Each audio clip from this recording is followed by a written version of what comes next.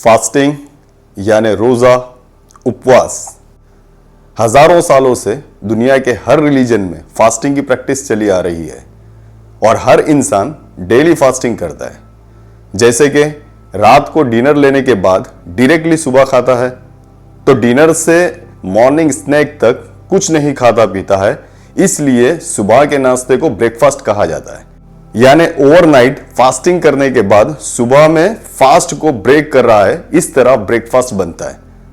पर overnight fasting से day के यानी कि दिन के फास्टिंग के फायदे बहुत ज्यादा है, क्योंकि नाइट में बंदा सोते हुए फास्टिंग करता है और डे में जागते हुए, एक्टिव रहते हुए, काम काज करते हुए फास्टिंग करता है। तो इसलिए डे फास्टिंग सुपीरियर बनता है। कोई फास्टिंग करता है स्पिरिचुअल यानी रूहानी फायदे के लिए, तो कोई फास्टिंग करता है हेल्थ बेनिफिट्स के लिए, तो कोई फास्टिंग करता है कोई और रीजन से। फास्टिंग करने का रीजन चाहे कोई भी हो, फास्टिंग से हर तरह से फायदे मिलते हैं अगर उसको सही ढंग से किया जाए। कई लोग फास्टिंग करते हैं फिर शाम को फिस्टिंग भी करते हैं, फास्टिंग के बाद फिस्टिंग। तो फास्टिंग से उनको जो फायदे मिलने हैं वो सारे फायदे कई बार कोलैप्स हो जाते हैं, नहीं मिलते।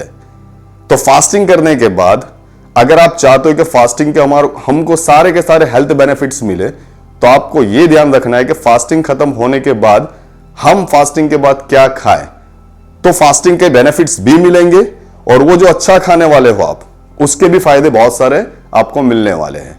यहां पर एक चीज और मैं क्लियर कर दूं, फास्टिंग और स्टारवेशन दोनों में फर्क है।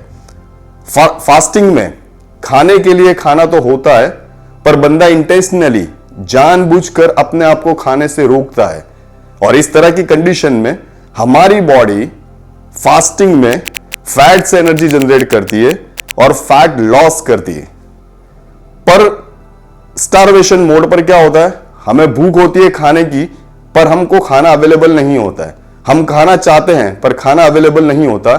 इस तरह की सिचुएशन में हमारी बॉडी मसल लॉस करके एनर्जी जनरेट करती है और इस तरह से मसल लॉस होता है। तो फास्टिंग में फैट लॉस होता है और स्टारवेशन मोड पर मसल लॉस होता है। इस तरह से फास्टिंग और स्टारवेशन दोनों अलग चीज है। अभी सवाल यह है कि हम खाते हैं तो क्या होता है। जब भी हम कुछ भी खाते हैं, चाहे कार्बोहाइड्रेट्स हो, चाहे प्रोटीन हो, चाहे फैट्स हो, कुछ भी हो, खाने के बाद हमारी बॉडी में इंसुलिन नाम का एक हार्मोन रिलीज होता है, और इंसुलिन के हमारी बॉडी में दो तरह के अलग इफेक्ट्स होते हैं। एक इफेक्ट्स को कहा जाता है एनाबॉलिक इफेक्ट्स यानी मसल बढ़ाने वाला इफेक्ट्स, और एक दूसरा इफेक्ट होता है लिपोजेनिक इफेक्ट यानी कि फैट बढ़ाने वाला इफेक्ट। यानी यहां से एक और चीज यहां पता चलती है कि इंसुलिन दो तरह के काम करता है, एक मसल्स बढ़ाने का, अगर वो मसल्स बढ़ाने का काम नहीं कर रहा है तो फैट बढ़ाने का काम करेगा। जिसकी बॉडी में मसल्स ज्यादा हो तो उसकी बॉडी में इंसुलिन एनाबॉलिकली ज्यादा काम करता है, यानी खाने से जो भी कार्बोहाइड्रेट्स आया उसको शुगर में कन्वर्ट करता है और लीवर में सेटल करता है और फिर हमारे मसल्स में सेटल करता है, और इंसुलिन की ये प्रोसेस को एनाबॉलिक प्रोसेस कहा जाता है। तो जिसके पास मसल्स ज्यादा है वही इंसुलिन हार्मोन जो फैट बढ़ाने वाला था वो यहां पर मसल्स बढ़ाने की प्रोसेस कर रहा है। और किसी की बॉडी में मसल्स कम हो और फैट ज्यादा हो तो इंसुलिन क्या करेगा, सबसे पहले लीवर में थोड़ा शुगर स्टोर करेगा, फिर मसल्स की कमी होने की वजह से थोड़ा शुगर मसल्स में स्टोर करेगा और बाकी का फैट में कन्वर्ट करेगा। इसको लिपोजेनिक प्रोसेस कहा जाता है, यानी फैट बढ़ाने वाली प्रोसेस। तो जिसके पास फैट ज्यादा है उसकी बॉडी में इंसुलिन और फैट बढ़ाने का काम करता है, और यह फैट बढ़ाने की प्रोसेस ज्यादातर फैटी बंदे में होती है। ताज्जुब है ना। हमारी बॉडी भी उसी तरह की कहावत पर काम करती है, rich gets richer, poor gets poorer. Similarly muscular gets more muscular and fatty gets fatter. यानी कि जिसकी बॉडी में मसल्स ज्यादा हो तो ये इंसुलिन हार्मोन उसकी बॉडी में और ज्यादा मसल्स बढ़ाने का काम करता है, और जिसकी बॉडी में फैट ज्यादा हो उसकी बॉडी में यही इंसुलिन हार्मोन फैट बढ़ाने का काम करता है। हार्मोन एक है, काम दो है। ये किस पर डिपेंड करता है कि किसकी बॉडी में एनाबॉलिक प्रोसेस होगी यानी मसल्स बढ़ाने की प्रोसेस होगी, और किसी की बॉडी में लिपोजेनिक प्रोसेस होगी, फैट बढ़ाने की प्रोसेस होगी। ये डिपेंड करता है कि आपकी लाइफस्टाइल कैसी है। इससे यह पता चलता है कि इंसुलिन नॉन एक्सरसाइजिंग पर्सन, मतलब जो बंदा एक्सरसाइज नहीं करता और ज्यादा फैट वाला पर्सन है, उसकी बॉडी में लिपोजेनिकली ज्यादा काम करता है, यानी कि फैट ज्यादा बढ़ाने का काम करता है। तो जो बंदा एक्सरसाइजिंग है, जो लगातार एक्सरसाइज करता है, वेट ट्रेनिंग करता है, कार्डियो एक्टिविटी करता है, इनकी बॉडी के अंदर इंसुलिन मैक्सिमली एनाबॉलिकली काम करता है, मतलब मसल्स बढ़ाने का काम करता है। तो आइए देखते हैं, जब भी हम फास्टिंग करते हैं तो क्या होता है। ये तो था हम जब खाते हैं तो क्या होता है वो इफेक्ट। अब देखते हैं जब हम नहीं खाते हैं, यानी रोजा रखते हैं, उपवास करते हैं, फास्टिंग करते हैं, तो हमारी बॉडी में क्या होता है। फास्टिंग यानी रोजा यानी उपवास से सबसे पहले हमारी बॉडी क्लीन होती है, डिटॉक्सिफाई होती है, प्यूरिफाई होती है और रिफ्रेश भी होती है, यानी बॉडी में से नुकसान करने वाले सारे केमिकल को न्यूट्रलाइज किया जाता है और जरूरत पड़ने पे यही सारे केमिकल्स को जो बॉडी के लिए नुकसानकारक थे, हार्मफुल थे, उन्हें क्लियर भी किया जाता है। इस तरह से बॉडी प्यूरिफाई होती है। ये उसी तरह की प्रोसेस है जैसे कि हम कभी कोई जगह की सफाई करते हैं तो क्या करते हैं, वहां पर जब तक के सफाई कंप्लीट नहीं हो जाती तब तक सब चीजों का आवन जावन वहां पर रोक दिया जाता है। और अगर सफाई के दौरान आवन जावन नहीं रोका जाए तो अच्छे से सफाई नहीं होती, मतलब सफाई में डिस्टरबेंस पैदा होता है। सिमिलरली जब भी हम फास्टिंग करते हैं, हमारी बॉडी भी यही प्रिंसिपल पर काम करती है कि जब भी हम फास्टिंग करते हैं तो हमारी body internally clean, detoxify, purify होती है, यानी हार्मफुल केमिकल को न्यूट्रलाइज किया जाता है और जरूरत पड़ने पर इसे बाहर भी किया जाता है। तो इस दौरान अगर फिर से खाना आ जाए या पानी आ जाए तो यह सफाई की प्रोसेस रुक जाती है। इस दौरान अगर फिर से खाना आ जाए तो सफाई की प्रोसेस में रुकावटें पैदा होती है।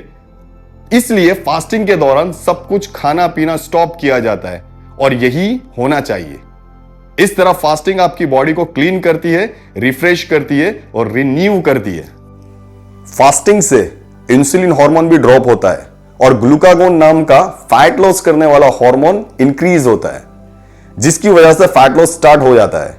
अगर किसी को इंसुलिन रेजिस्टेंस भी है तो फास्टिंग में उसका इंसुलिन रेजिस्टेंस कम होकर इंसुलिन सेंसिटिविटी बढ़ती है, जिसकी वजह से बंदे की ओबेसिटी और डायबिटीज भी कंट्रोल में रहती है।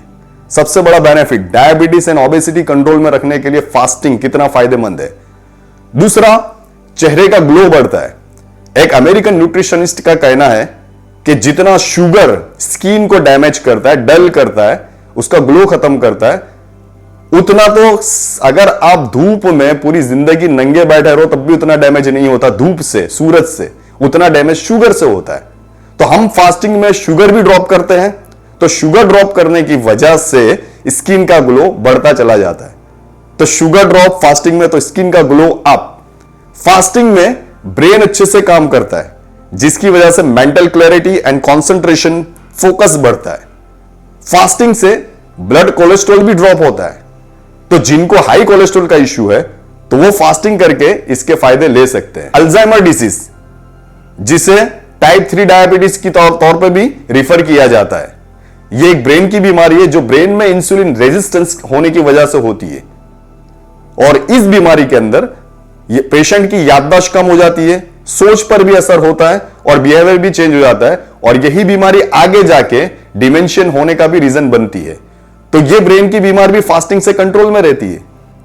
फास्टिंग करने से एंटी एजिंग इफेक्ट्स भी मिलती है, यानी जितनी उम्र हो उससे कम एज दिखना, ये इफेक्ट हमको फास्टिंग से मिलती है।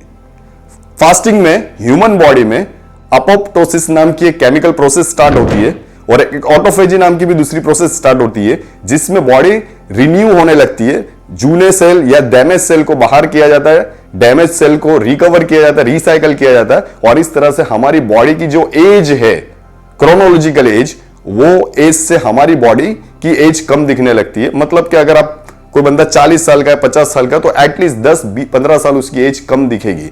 ये इफेक्ट भी आपको फास्टिंग से मिलेगी। तो जवान रहने के लिए भी फास्टिंग कितना जरूरी है, जवान दिखने के लिए भी, जवान रहने के लिए भी, दोनों के लिए फास्टिंग का बहुत ज्यादा हमारी जिंदगी के अंदर इंपॉर्टेंस है। तो जो लोग फास्टिंग करते हैं उनके लिए खुशी की बात है, उनके लिए खुशखबरी की बात है कि इतने सारे बेनिफिट्स है। ये तो थोड़े से मैंने बताया, अभी आने वाले वीडियो में मैंने और एक्सप्लेन करूंगा फास्टिंग के बेनिफिट के कॉन्टेक्स्ट में। तो अभी तक इस वीडियो में हमने ये देखा कि खाने से हमारी बॉडी में कौन सा केमिकल प्रोसेस स्टार्ट होता है, कौन से हार्मोन निकलते हैं और किस तरह की प्रोसेस होती है।